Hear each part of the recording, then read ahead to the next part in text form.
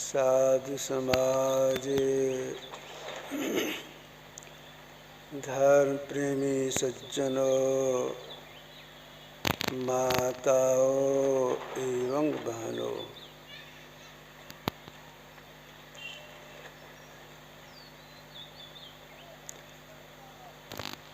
जानना दो तरह से होता है।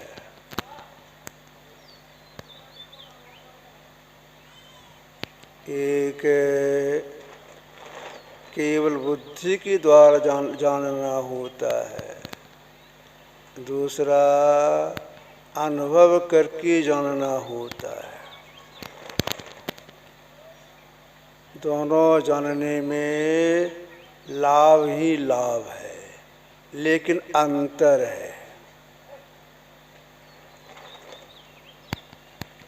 जो केवल बुद्धि के द्वारा परमात्मा के स्वरूप को ठीक ठीक जान लेते हैं, सही में परमात्मा का स्वरूप ऐसा ही होगा, तो उनके लिए यह ऋषि वाक्य सार्थक हो जाता है। ये चेद वेदी दत्त सतमस्ति न चेध्या वेदीन महति विनिष्ठे भूतेषु भूतेषु धीरा प्रेत्यास मालोकात्मता भवन्ति। यदि इस जन्म में ब्रह्म को जान लिया तब तो ठीक है, यदि नहीं जाना तो बड़ी भारी हानि है।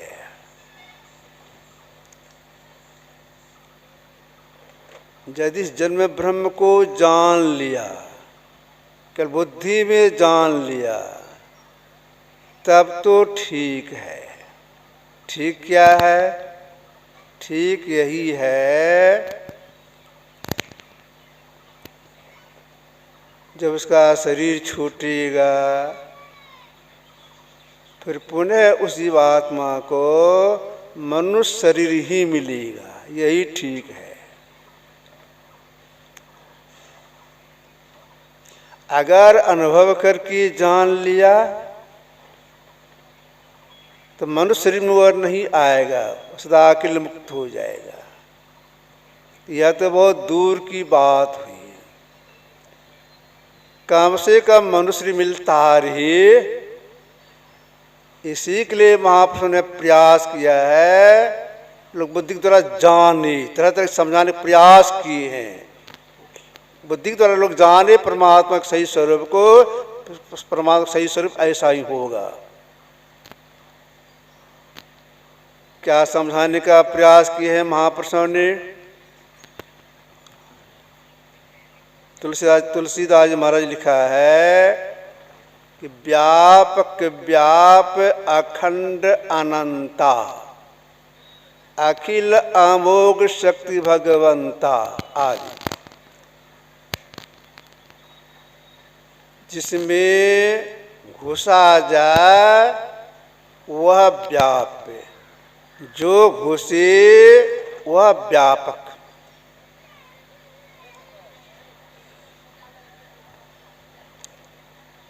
परमात्मा सब में घुस करके सबसे बाहर है। किस तरह से? अवतरण के साथ समझने का प्रयास कीजिए।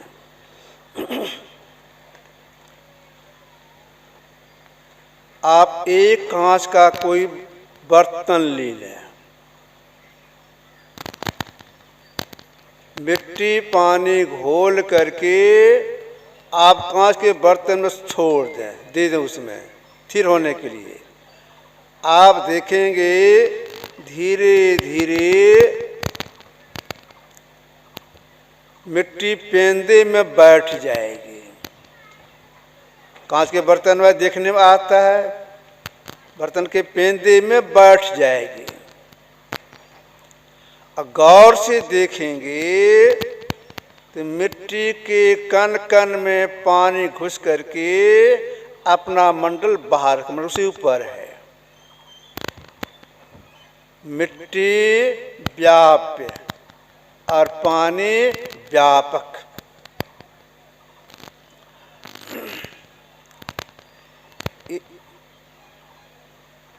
ये जो पांच तत्व हैं, मिट्टी, पानी, अग्नि, हवा और आकाश, सबसे पहले बना है आकाश। पांच तो पहले बना आकाश, सबसे पीछे बना है मिट्टी। मिट्टी की जितनी दायरा है उससे अधिक दायरा है पानी का। मिट्टी की उत्पत्ति पानी से हुई है, तो मिट्टी के कण कण में पानी व्यापक होकर के अपना मंडल बाहर रखा है।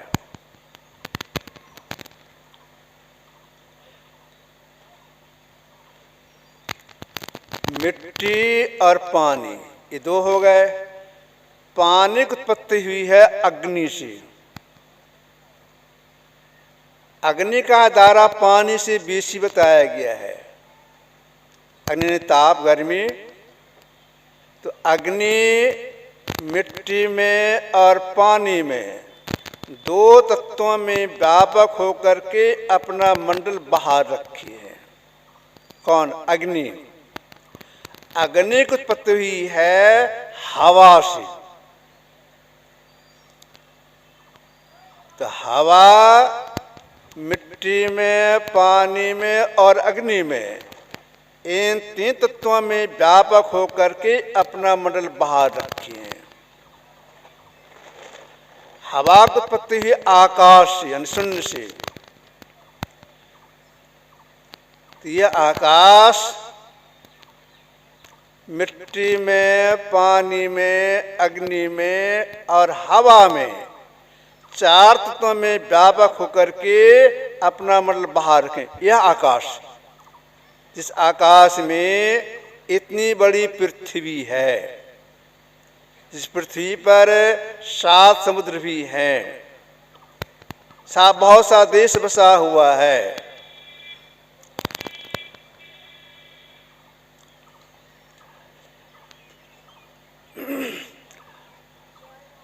आकाश मिट्टी में, पानी में, अग्नि में और हवा में सब घुस के सबसे बाहर है। अब देखिए एक यह आकाश इतना बड़ा है, पृथ्वी से 15 लाख गुना बड़ा सूरज है इसी आकाश में है, फिर भी जगह खाली है, पूरा आकाश भरा नहीं है। हम लोग रात में ऊपर क्यों निहारते, आकाश क्यों निहारती हैं, बहुत से तारेगण दिखाई पड़ती हैं, फिर आकाश पूरा पूरा भरा नहीं है। क्यों? आकाश का दायरा बहुत बड़ा है। इसके साथ साथ यह पतला भी है, आकाश पतला भी है। पतला और बड़ा होने के कारण यह आकाश मिट्टी के कण कण में, पानी की हर जगह, अग्नि की हर जगह और हवा में भी व्यापक होकर के अपना मंडल बाहर रखें। कौन? आकाश। अब देखिए, जिस आकाश में मिट्टी, पानी, अग्नि, हवा सीमित रूप में है, सूर्य, तारे, चंद्रमा सब इसी में सीमित रूप से है, इस आकाश की उत्पत्ति कहां से हुई है? इतना बड़ा आकाश है, इसकी उत्पत्ति कहां से हुई है? तब कहेंगे आकाश तो सब दिन से है ही, सबसे पहले का है, तो नहीं जानते हैं।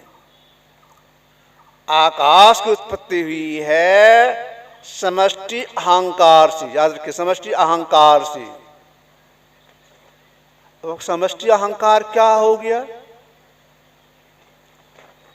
हम लोग शरीर के भीतर में मन, बुद्धि, चित्त, अहंकार है, यह है व्यष्टि रूप में सीमाबद्ध है। जो भीतर भी है, बाहर भी है, उसको कहता है समष्टि। इस आकाश की उत्पत्ति है समष्टि अहंकार से। अब देखिए, जिससे उत्पन्न हुआ है वह कितना बड़ा होगा? आकाश से जरूर बड़ा होगा, आकाश जरूर पतला होगा। तो समष्टि अहंकार मिट्टी में, पानी में, अग्नि में, हवा में और आकाश में भी व्यापक होकर के अपना मंडल बाहर रखें। अब दिव्याम कीजिए और समष्टि अहंकार कितना बड़ा होगा, कितना पतला होगा। अब विचारना यह है, जो आकाश से भी बड़ा है, आकाश से भी अति सूक्ष्म है समष्टि अहंकार, यह किसी से बना है कि नहीं बना है? कि अपने आप हो गया है? नहीं, अपने आप नहीं हुआ, किसी से बना है, किसी उत्पन्न हुआ है। किससे उत्पन्न हुआ है? समष्टि बुद्धि से।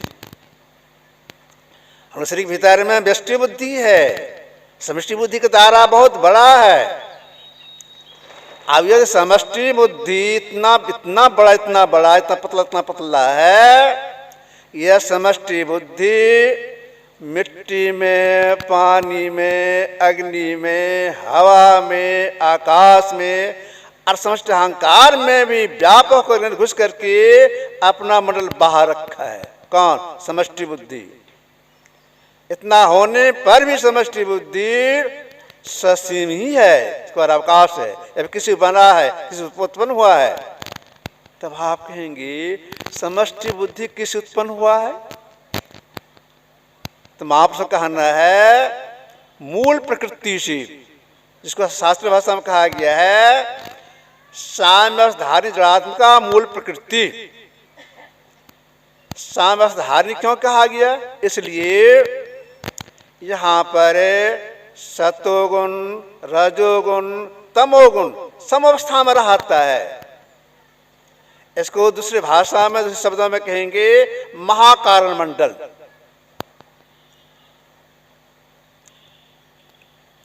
यह जो महाकारण मंडल है, मिट्टी में, पानी में, अग्नि में, हवा में, आकाश में, समष्टि अहंकार में, समष्टि बुद्धि में, यानी मूल प्रकृति समष्टि बुद्धि में भी व्यापक होकर के अपना मंडल बाहर रखा है। जहां तक मूल प्रकृति है, इसको कहा गया है जड़ प्रकृति।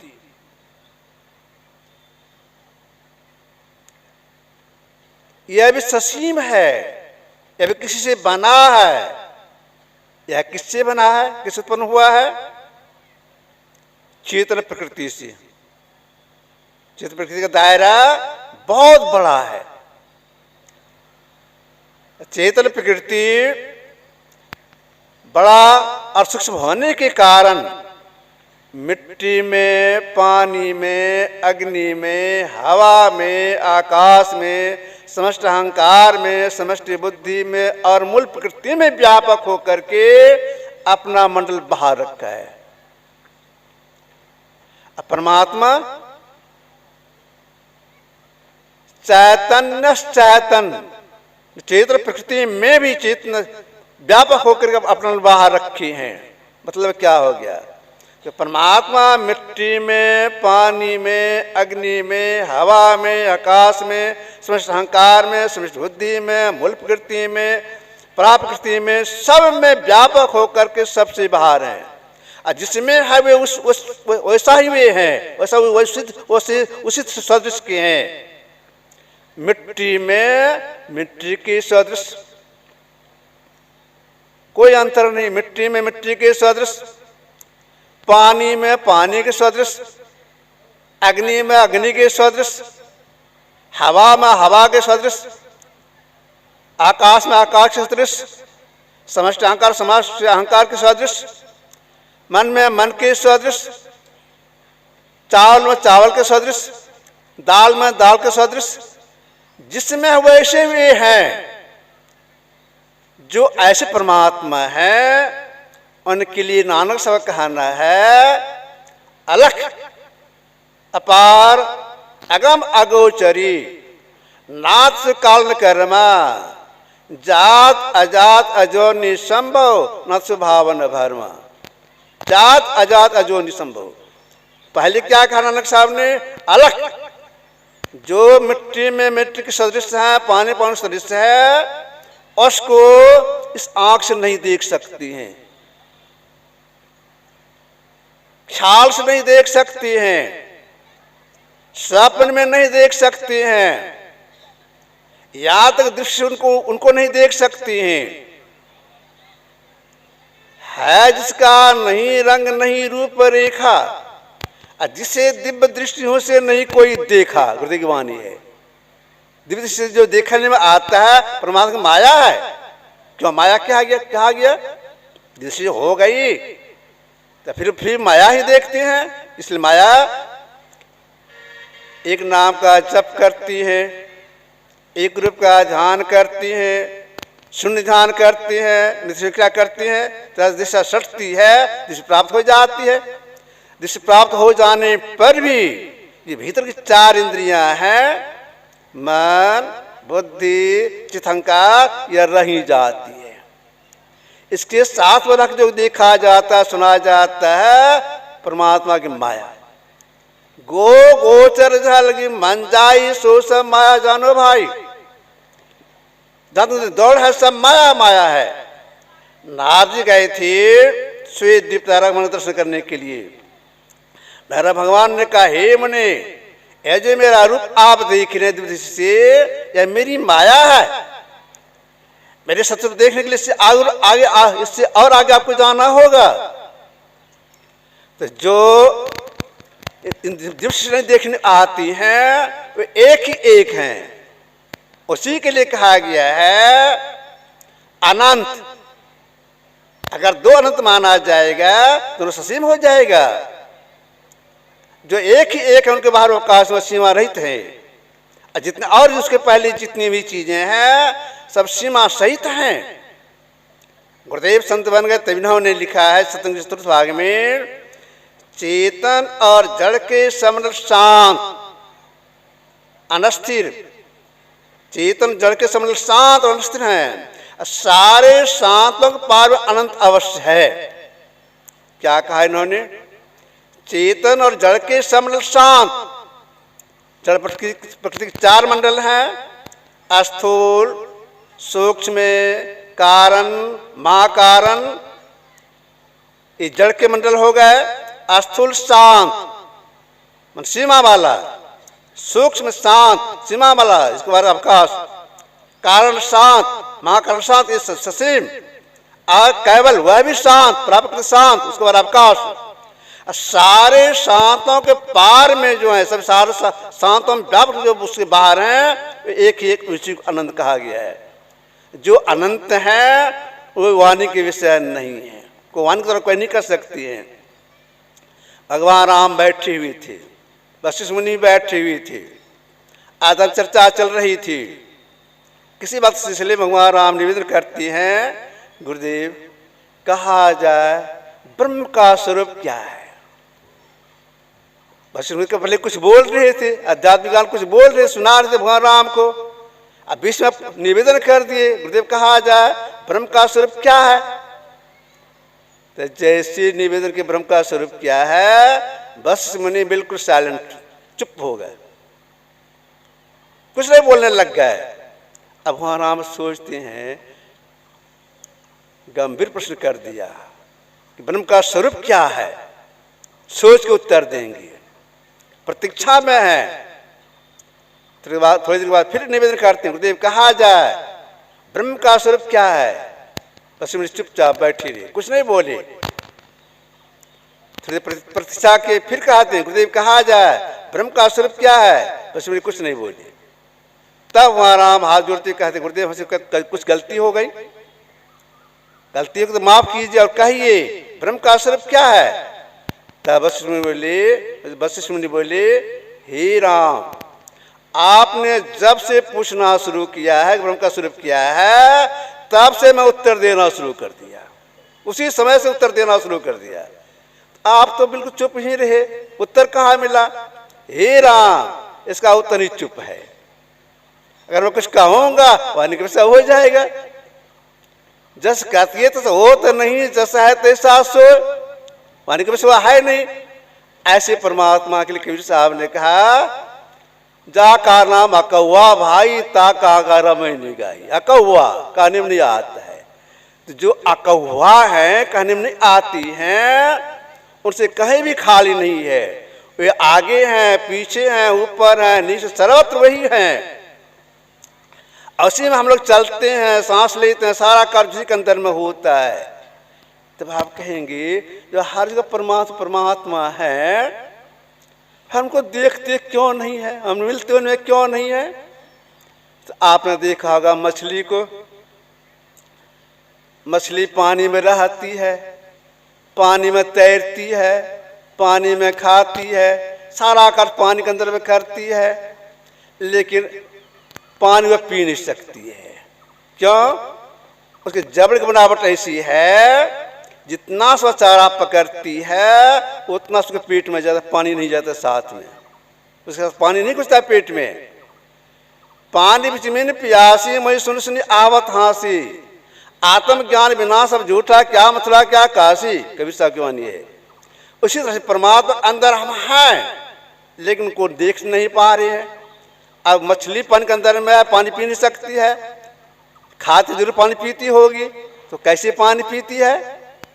आपने देखा तालाब में, नदी में मछली कभी कभी ऐसी उलटती है, जिसमें उलटती है उसी समय पानी पीती है।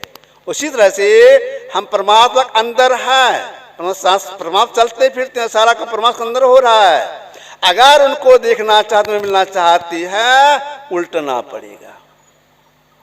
तब कहें बहुत आसान काम है, पैर ऊपर कर देंगे, सिर नीचे कर देंगे, हो जाएगा। या तो शरीर को उल्टना हुआ, ये उल्टना नहीं। हम शरीर में रहने वाले जीव हैं, हम जीव को उल्टना है। आंख से आंख दोनों भाग बीच में जीव का वास है, नीचे पिंड का भाग है, ऊपर ब्रह्मांड का भाग है। नीचे हम लोग रोज जाते, सुलटे समझ जाती हैं, कंठ में जाते स्वप्न देखते हैं, गणित में जाते हैं, गणित में चले जाते हैं, छाती में गणित में चले जाते हैं। यह सुलटी की अवस्था है। उल्टने के लिए कहा, उलट देखो, उलट के देखिए, उल्टिए। उल्टने के लिए क्या करना पड़ेगा? अभी दोनों भाव के बीच में है। उल्टने के लिए ही अंत साधना में एक नाम का जप करना होता है, एक रूप का ध्यान करना होता है, शक्ति आ जाती है। वो क्रिया करने की जिससे कि उल्टा उल्टा जाता है, और क्रिया विशेष क्या है? दिशा को एक करना। अगर दिशा को एक कर लेते हैं, वे उलट जाते हैं। उलट देखो घट में ज्योति प्रसार, उलट जाते हैं, दिशा संदर्भ पर उलट जाती हैं, तो अपने अंदर ब्रह्म प्रकाश को देखते हैं, ब्रह्मनाथ को सुनते हैं, दिशा खुल जाती है। और आगे बढ़ने के लिए सब साधना करनी पड़ती है। सब साधना में जब एक नाथ की प्राप्ति होती है, वो जीव की आप दिशा खुल जाती है। उसी आत्मदृष्टि से वह जीवात्मा अपना पहचान पहले करता है। आत्म आपको आप ही जाने, जो तो अपने से अपना पहचान करता है। और जो परमात्मा जरूर जरूर उन परमाणु मन का साक्षात्कार करके मिलकर एक में हो जाता। ये सदा परम पदम ये आपके समझ थोड़ा सा रखा। श्री सद्गुरु महाराज की जय।